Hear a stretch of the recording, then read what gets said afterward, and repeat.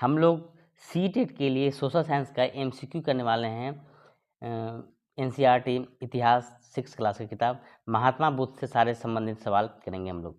पहला सवाल है, बौद्ध धर्म के संस्थापक कौन थे?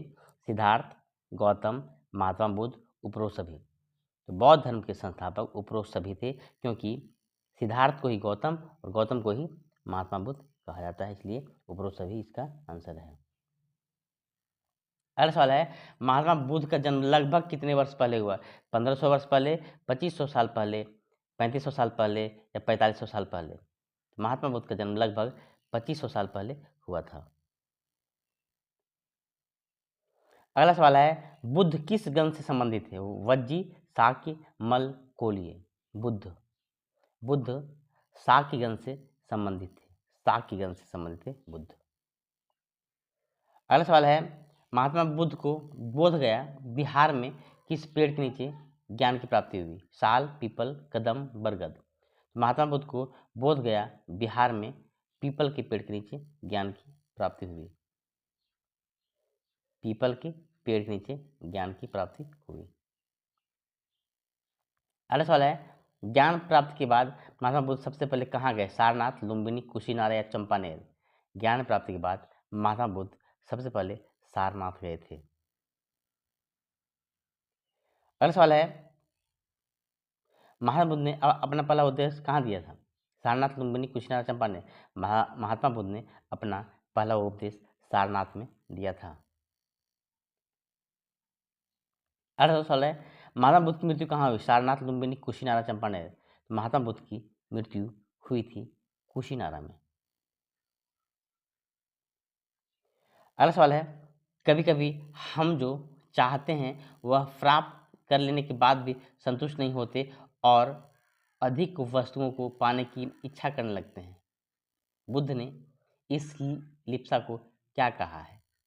इसका आंसर है तृष्णा। कभी कभी हम जो चाहते हैं वह प्राप्त कर लेने के बाद भी संतुष्ट नहीं होते और अधिक वस्तुओं को पाने की इच्छा करने लगते हैं। बुद्ध ने इस लिप्सा को तृष्णा कहा है।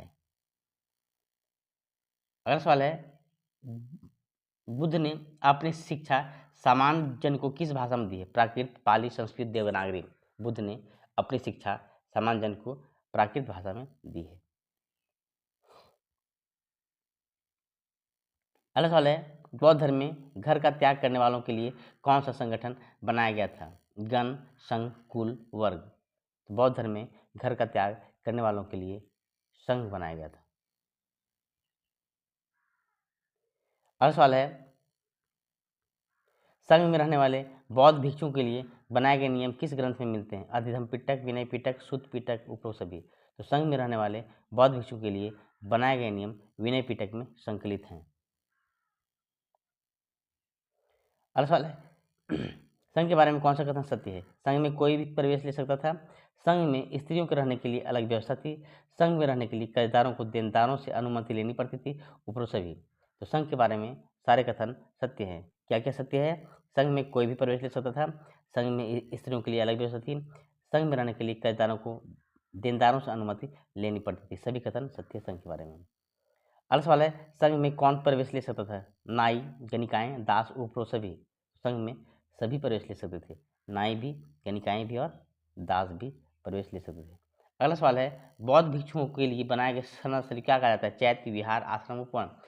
बौद्ध भिक्षुओं के लिए बनाए गए शरणार्थी को विहार कहा जाता है। अगला सवाल है, बौद्ध भिक्षुओं के लिए पहाड़ी को काट कर बनाई गई कार्ले की गुफा किस राज्य में है? कर्नाटक, तमिलनाडु, बिहार, महाराष्ट्र? कार्ले की गुफा बौद्ध भिक्षुओं के लिए जो काट कर गुफा बनाई कार्ले की, यह महाराष्ट्र में है।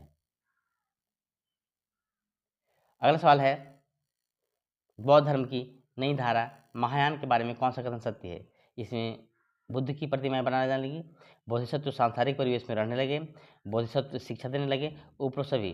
तो बौद्ध धर्म की नई धारा महायान के बारे में सारे कथन सत्य हैं। इसमें भगवान बुद्ध की प्रतिमाएं बनाने जाने लगी, मूर्ति बनाने जाने लगी, बोधिसत्व सांसारिक परिवेश में रहने लगे और बोधिसत्व शिक्षा देने लगे। अगला सवाल है, अगला सवाल नहीं है। Thanks for watching.